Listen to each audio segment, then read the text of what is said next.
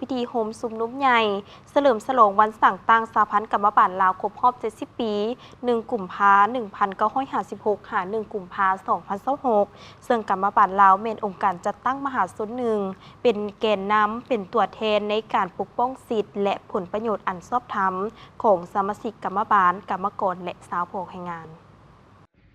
พิธีจัดขึ้นในวันที่ 2 กุมภาพันธ์ 2026 ที่หอประชุมแห่งชาติณโคโลเมจันทร์โดยการให้เกียรติเข้าร่วมของสหกิจแก้วไขคำพิทูลกรรมการกลุ่มการเมืองศูนย์กลางพรรคประธานศูนย์กลางแนวเล้าสั่งชาติสหายเลดไสยพรประธานคณะบริหารงานศูนย์กลางสหพันธ์กรรมบาลลาวพร้อมด้วยรองประธานสหพันธ์กรรมบาลกระทรวงองค์การนครหลวงแขวงสมาชิกกรรมบาลในขอบเขตทั่วประเทศและแขกรับเชิญเข้าร่วมสหายเลดไสยพรได้รายงานผลสำเร็จการเคลื่อนไหวเวียกงานของสหพันธ์กรรมบาลลาวตลอดระยะ 70 ปีว่าสหพันธ์กรรมบาลลาวได้เอาใจใส่เคลื่อนไหวตามพระบทบาทสิทธิและหน้าที่ของตนได้พันขยายมติกองประชุมใหญ่ของพรรคแผนพัฒนาเศรษฐกิจสังคมแห่งชาติติดพันกับเวียกงานวีซ่าเฉพาะเฮ็ดให้สหพันธ์กรรมบาลลาวเติบใหญ่ขยายตัวทางด้านปริมาณและคุณภาพแสดงออกในการสำเร็จกองประชุมใหญ่ผู้แทนกรรมบาลลาวทั่วประเทศมาแล้ว9 ครั้ง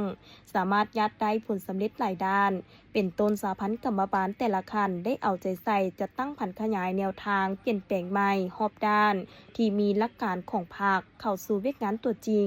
ถือเอาการศึกษาอบรมการเมืองแนวคิดให้พนักงานสมาชิกกรรมบาลกรรมกรและสาวผู้ออกแรงงานเป็นปัญหาสำคัญ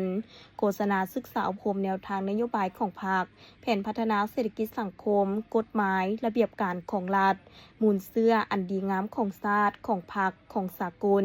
ของชนชั้นกรรมกรลาวสมาชิกกรรมบาลได้ทำเฮียนคุณสมบัติศีลธรรมปฏิบัติแบบแผนวิธีเฮ็ดเวียกนิติกรรมต่างๆของกรรมบาลด้วยหลายรูปการหลายวิธี